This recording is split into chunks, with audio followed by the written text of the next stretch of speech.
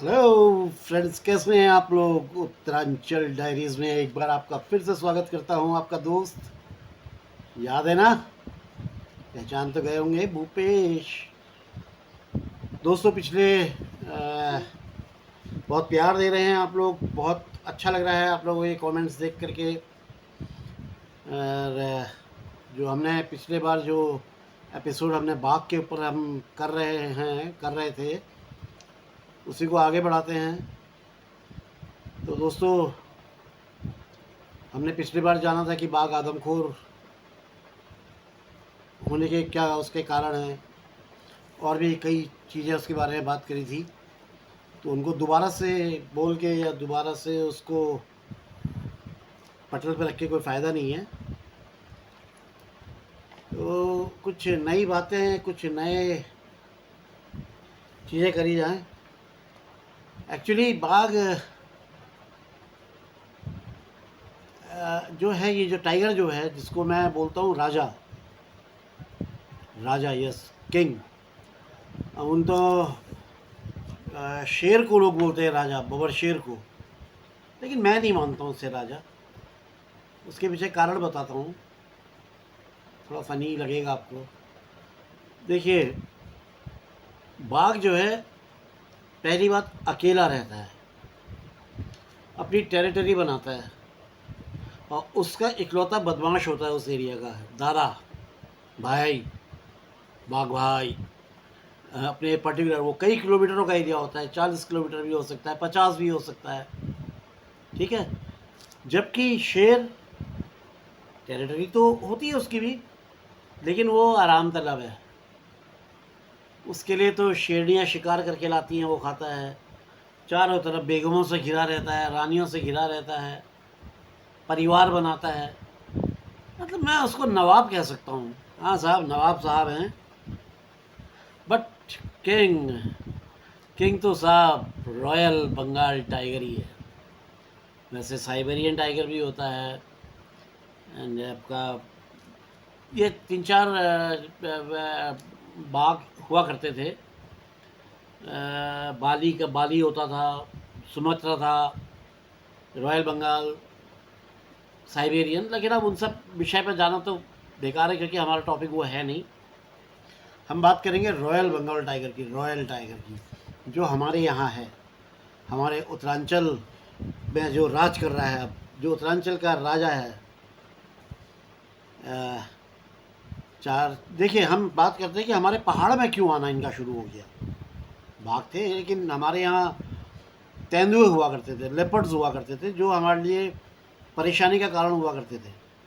लेकिन अब तो यह आ गया है धारी वाला, तो चिंता का विषय तो है ही, बहुत बड़ी चिंता है। तो हम बात ये करते हैं कि ये क्यों आ गया है आखिर, यार ये पहाड़ों में क्यों आ गया है, क्या रीज़न है इसका, किस वजह से ये पहाड़ों की तरफ आ रहा है। ये तो अपना रहे नीचे। देखिए साहब, हमारा जो उत्तरांचल है, ये हम चार तरफ से तो बाघों से घिरे हुए हैं। पीछे हमारे हिमालय है। अब चार तरह से क्यों मैं कह रहा हूँ, देखिए, अगर हम गढ़वाल साइड से पहाड़ में एंट्री करते हैं तो वहाँ पर राजा जी नेशनल पार्क है, वहाँ का टाइगर है, वहाँ पे टाइगर है। हम इधर आते हैं तो कुमाऊँ की तरफ आते हैं तो हमारा जिम कॉर्बेट नेशनल पार्क, कौन नहीं जानता है। कहाँ दुनिया भर से लोग उसमें टाइगर को देखने के लिए आते हैं। फिर और हम इस तरफ आ जाएं, टनकपुर, खटीमा, बनबसा की तरफ, पीलीभीत टाइगर रिजर्व लग जाता है। थोड़ा और आगे बढ़ जाएं तो हमारा इस तरफ नेपाल, नेपाल से भी टाइगर इंडिया में आता है। बल्कि जिम कॉर्बेट साहब की जो किताब है, the temple tiger and man and more man eaters of Kumaon, उसमें तो उन्होंने लिखा है कि जो कुमाऊँ में जो पहली मैन ईटर थी, the man eater of Champawat, वो नेपाल से आई थी, जिसने रिकॉर्ड बनाया था मैन ईटिंग का। 300 कुछ, 345 समथिंग, मेरे को अच्छी तरह याद नहीं, इतने शिकार उसने टोटल किए थे, इतने। हाँ, और उसमें से कुछ नेपाल और कुछ इंडिया के। अब मेरे को प्रॉपर्ली पूरा वो सब याद नहीं है और मेरा वो विषय भी नहीं है, तो विषय से भटक के फ़ायदा नहीं है। नॉलेज में डालना था कि हमारा ऑफिशियली फर्स्ट मैन ईटर जो उत्तरांचल में जो नोट हुआ था वो चंपावत थी। हम बात कर रहे हैं तो इतनी जगह से हमारे यहाँ टाइगर आता है। क्यों आता है साहब? प्रश्न है क्यों आता है? अभी तक तो नहीं आ रहा था, अब क्यों आने लग गया? तो देखिए इसके पीछे 2-3 कारण हैं यार, मुझे जो लगते हैं। मैं अपनी बता रहा हूँ। मैं अब कितना सही हूँ कितना गलत ये तो आप लोग अपने कमेंट्स के थ्रू आप बताइएगा। देखिए पहला कारण तो सीधा सीधा ये है कि हमने इनके घरों में अतिक्रमण कर लिया है। हमने जंगलों को काट दिया है, वहाँ पे अपनी रिहाइश कर दी है, अपने मकान बना दिए हैं, फार्म हाउस बना दिए हैं, होटल्स बना दिए हैं, रिजॉर्ट्स बना दिए हैं, सड़कें बना दी, इतना ट्रैफिक कर दिया है। ये कहाँ जाएंगे? मैंने पहले बताया आपको कि इनकी टेरिटरी जो होती 40 किलोमीटर की के करीब एक बाघ अपनी टेरिटरी बनाता है। जब कम थी संख्या बाघों की तब तक चल जा रहा था।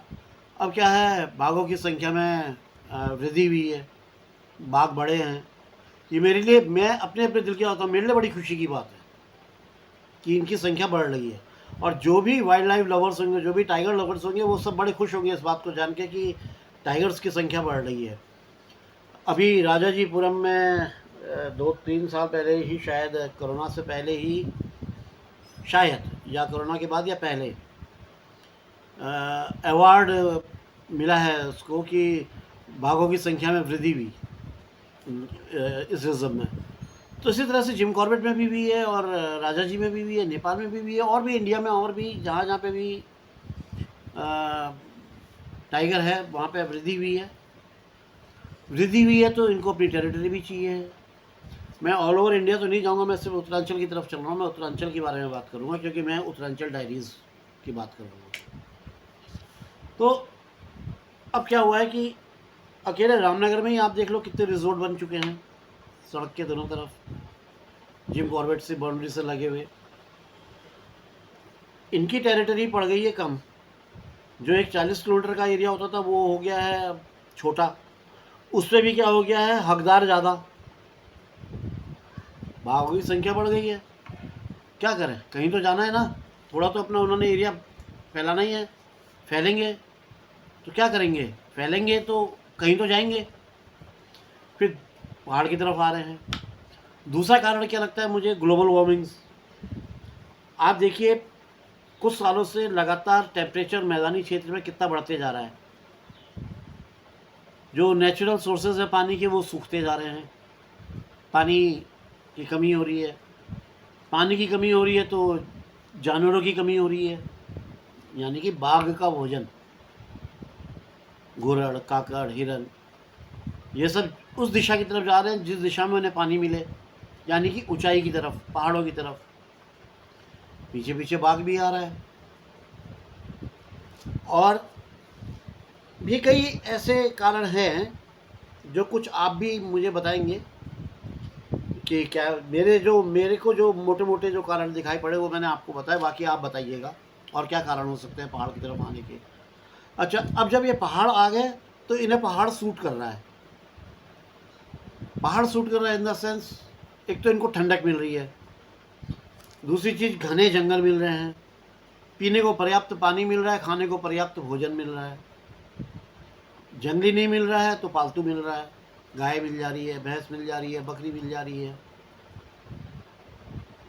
कारण क्या है, हमारे पहाड़ों में आप जानते ही हैं कि जो गांव हैं उनकी बीच की दूरी बहुत ज़्यादा होती है। एक गांव यहाँ है तो दूसरा बहुत दूरी पे है, और जाने का साधन वही पतली सी पगडंडी जिससे जाना होता है जंगलों के बीच से। उसी से हम अपने मवेशियों को भी ले जाते हैं, उसी से हम भी जाते हैं, वही हमारा इकलौता रास्ता है। दूसरी चीज़, लाइट नहीं है। गांव घरों में लाइट नहीं है तो पूरा अंधेरा रहता है, इससे आसानी छिपने को आसानी रहती है। सड़कें नहीं हैं, सड़कें नहीं होने से ट्रैफिक नहीं है, ट्रैफिक नहीं होने से शोर शराबा नहीं है। ये शांति प्रिय जीव है, इसे शांति अच्छी लगती है, अपना शांत में पड़ा रहता है। अब जब इसे सारी सुविधा पहाड़ में मिल रही है तो ये क्यों जाएगा वापस? अब ये मैंने आपको पिछली बार भी बताया था कि इनकी संख्या और बढ़ेगी और फैलेंगे। अब क्या करना है, हमें हमें अपने आप को बदलना होगा यार। प्रकृति का नियम है बदलाव यार, बदलाव लाना पड़ेगा अब हमें। कैसे बदलाव कर सकते हैं, हम क्या कर सकते हैं? मैं बताता हूँ। देखिए, सरकार तो बहुत कर रही है, बहुत कर रही है सरकार, करती आई है, करती रहेगी। कुछ सरकार भी करेगी, कुछ हमें खुद भी करने पड़ेंगे। वैसे तो प्रकृति का नियम है बदलाव, बदलाव समय परिस्थिति के हिसाब से यहाँ पे आ जाता है, तो आ जाएगा, लेकिन कुछ हमें करने पड़ेंगे। देखिए, सबसे पहले तो हमें क्या करना चाहिए कि हमें जो अपने घर के आसपास का एरिया बिल्कुल साफ रखना चाहिए। साफ सफाई, ये झाड़ू वाली साफ सफाई नहीं कह रहा हूँ मैं, मेरा मतलब है जो आपके आसपास झाड़ झंकर हो जाते हैं, झाड़ियाँ हो जाती हैं घर से 10 फीट की दूरी पे, 20 फीट की दूरी पे, 50 फीट की दूरी पे हो जाती, झाड़ियाँ हो जाती हैं। तो सबसे पहले तो हम ये झाड़ झंकार जितना होता है इन सबको बिल्कुल ना होने दें, इनको हटा दें। और अपने गांव लेंटाना से तो आप 100% लेंटाना को तो अपना दुश्मन मान लीजिए आप। लेंटाना का अगर झाड़ है, ये लेंटाना तो आप दूर दूर तक मत होने दीजिए अपने गांव के, ये जहाँ दिखे वहाँ इसको आप ख़त्म कर दें। ये बहुत तेज़ी से फैलता है और ये बहुत खतरनाक झाड़ है, जीवों के लिए भी और हमारे लिए भी। इसमें हिर बारहसिंगे वगैरह के तो सींग इसमें फंस जाते हैं, और बाघ वाघ को, ये तेंदुओं को, बाघों को, इनको छिपने के लिए इससे बढ़िया कोई और झाड़ नहीं मिलता इनके लिए। तो ये तो बिल्कुल गांव से कम गांव के आधे किलोमीटर दूरी तक ये लेंटाना तो कहीं दिखनी ही नहीं चाहिए, अगर आप अपने को सेफ रखना चाहते हैं। लेंटाना बिल्कुल मत होने दीजिए, झाड़ झंकार अपने आसपास बिल्कुल मत होने दीजिए। थोड़ा हमें अपनी आदतों में बदलाव करना पड़ेगा, जो हमारा रूटीन लाइफ जो है उससे हमें चेंजेस करने पड़ेंगे। उससे चेंजेस ये है कि हम जो शाम को घर जनरली शेर का जो, बाघ का जो शिकार का टाइम है वो 4:30-5 बजे से शुरू होता है, रात के 12 बजे तक एक्टिव रहता है। ये एक है, माना गया है एक टाइम। गोधूली का टाइम होता है, गाय मवेशी जिस टाइम वापस आ रहे होते हैं उस टाइम ये अटैक करता है। अपना पेट तो भरना है इसने ना, तो हम उससे पहले ही अपने सारे काम वाम जो भी बाजार या जो भी करना है, दुकान उकान का काम हम करके अपने घर आ जाएं। इस टाइम में हम बच्चों को घर के अंदर कर लें, जो काम वो उनको रात में करना है वो काम उस टाइम कर लें। स्कूल का काम करना है, पढ़ाई लिखाई करनी है, ये इस टाइम अपना अंदर आके कर लें, घर के अंदर आ जाएं। कई बार देखा गया है कि घरों में, हमारे गांव में जो किचन होती है वो थोड़ा सा बाहर रखते हैं, बाहर बनाते हैं। तो महिलाएं क्या करें कि खाना पहले बना लें और शाम ढलने से पहले खाने को बना के घर के अंदर रख लें। पूरा परिवार घर के अंदर हो जाए, अपने मवेशियों को घर के अंदर करके अच्छी तरह से पैक कर दें, अपने आप को पैक कर लें। एक चीज़ मैं आपको और बताऊँ, जो हम सांकल लगाते हैं ना, सांकल, बाघ गिरा देता है सांकल को, बाघ बड़े आसानी से सांकल खोल लेता है। तो उस पर को लॉक कर दें, या लकड़ी की जो कोई बल्ली से हम दरवाजे को टाइट कर दें, जिससे कि दरवाजे को तोड़ ना सके, अंदर ना आ सके, अंदर आप लोग सेफ रहें। हमारे जो टॉयलेट्स होते हैं, शौचालय होते हैं, वो बाहर होते हैं घरों से। तो हम कोशिश करें कि अब जो शौचालय बनाएं उनको अपने घर से मिला के बनाएं, और कोशिश करें कि शौचालय का रास्ता घर के अंदर ही से दे दें, बाहर से घूम के ना जाना पड़े, अंदर ही से दे दें, ताकि हम शाम को बाहर ना निकले। देखिए, बदलाव हमें लाना पड़ेगा अपने अंदर, हमें अपनी जीवन शैली चेंज करनी पड़ेगी। बाघ अपने आप को नहीं बदलने वाला है, तो हम ही को कुछ बदलाव करने पड़ेंगे। कुछ बदलाव मैंने बताया, कुछ आप लोग बताइएगा मुझे, अभी अपने कमेंट्स में आप बताइएगा कि क्या बदलाव और हो सकते हैं। सरकार कर रही है, सरकार बहुत अच्छे कदम उठा रही है, और मेरी राय में तो सरकार ने क्या करना चाहिए कि जंगलों में कैमरे लगा देने चाहिए जगह जगह, जिससे कि हर मूवमेंट बाघ की हमें मिले, सरकार के पास मौजूद रहे हर मूवमेंट। और जो गांव है, इन गांव में हूटर लगा देने चाहिए, जो हॉर्न क्या बोलना चाहिए, लाउड स्पीकर या स्पीकर। मान लीजिए किसी जंगल में कोई बाघ की एक्टिविटी देखी गई है, उसको जो मॉनिटर कर रहा है वो अपने पास से उस एरिया के आसपास का जो गांव जितने भी पड़ रहे हैं वहाँ का बटन दबा दे, ताकि वहाँ हूटर बोल जाए, वो सायरन बोल जाए, अलार्म बोल जाए, जिससे गांव वालों को ये पता चल जाए कि हाँ भाई यहाँ इस एरिया में आज बाघ की मूवमेंट हो रही है, तो हमें अलर्ट हो जाना चाहिए। कैमरा लगा सकती है सरकार। इसके अलावा बाघ बाहुल्य क्षेत्र जो है और उससे लगता हुआ जो सिविल क्षेत्र है, उस एरिया को फेंसिंग कर दें, इलेक्ट्रिक फेंसिंग कर दें। पूरे जंगल में नहीं हो सकती है, लेकिन कुछ कुछ एरियाओं में जहाँ पे से बाघ की मूवमेंट दिखती है ज़्यादा है, उस जगह को किया जा सकता है, सरकार ये कर सकती है। तीसरी चीज़, गांव के अंदर स्ट्रीट लाइट लगा दे, बड़ी बड़ी, जैसे शहरों में बड़े बड़े हेलोजन होते हैं ना, बड़े हेलोजन लगे होते हैं स्ट्रीट लाइट, इस तरह से गाँव में हर जगह पे लगा दे, ताकि गाँव में अच्छा खासा उजाला रहे, दूर दूर तक दिखाई पड़े।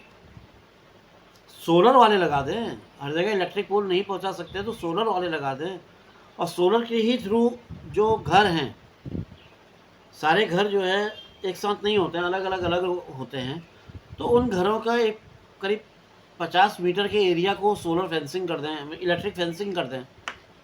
किराया ले ले गवर्नमेंट, सरकार उस घर वाले से किराया ले ले, 100-50-200 रुपये कुछ ले ले, उसके लिए कोई अपनी जान की देने के लिए तैयार रहेगा, अपने बच्चों की जान के लिए ले ले, लेकिन फेंसिंग कर दे, जिससे कि उस एरिया के अंदर। अच्छा, फेंसिंग होने से एक फ़ायदा और होगा, जो ये जैसे शहरों में आप लोग बोलते हैं ना कि किचन गार्डन, देखिए हमारे यहाँ पहाड़ों में सीधे खेत होता है घर के बाहर, जिससे हम अपनी रोज़ की सब्जी वब्जी लगाते हैं, मूली, गाजर, गोभी, कद्दू वगैरह वगैरह, लौकी वौकी अपने खाने के लिए लगाते हैं। वही वो हमारा खेत होता है, लेकिन उसको आप लोग किचन गार्डन कहते हैं। तो उसमें क्या है, ये जंगली सूअर ये भी बड़ा अटैक करते हैं, लेकिन इलेक्ट्रिक फेंसिंग हो जाएगी तो उससे ये जानवर भी अंदर नहीं आएंगे। तो ये कुछ मेरे दिमाग में कुछ जो बातें थी वो मैंने आप लोगों के सामने रखी।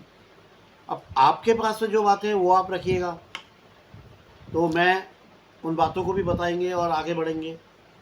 तो दोस्तों, ये तो कुछ बाघों के विषय में बात करी। अगर मुझे लग रहा है थोड़ा टाइम मैंने आज कुछ ज़्यादा ही ले लिया है। हमारा बचाव हमारे हाथ में है, अपने आप को हमें खुद बचाना होगा। सरकार कोशिश कर रही है, हम सरकार के थैंकफुल हैं, रहेंगे, लेकिन हमें अपने आप खुद कोशिश करनी है और करनी चाहिए, हर एक को करनी चाहिए। मेरी आवाज़ आप जितने लोगों तक पहुंच रही है, आप लोग इस आवाज़ को और ज़्यादा फैलाएं। चैनल को सब्सक्राइब करना मत भूलिएगा दोस्तों, चैनल को सब्सक्राइब करें, लाइक करें, अपना प्यारा छोटा सा एक कमेंट, अपना सुझाव ज़रूर दें। जब आपके सुझाव आएंगे तो सुधार होगा, आगे बढ़ेंगे। अभी तो बहुत सारे विषय हैं गपशप करने के लिए। ठीक है दोस्तों, तो अगले एपिसोड में आपसे फिर मुलाकात होती है किसी नए विषय पे, किसी नए टॉपिक पे। तब तक का के लिए आज्ञा दीजिए मुझे।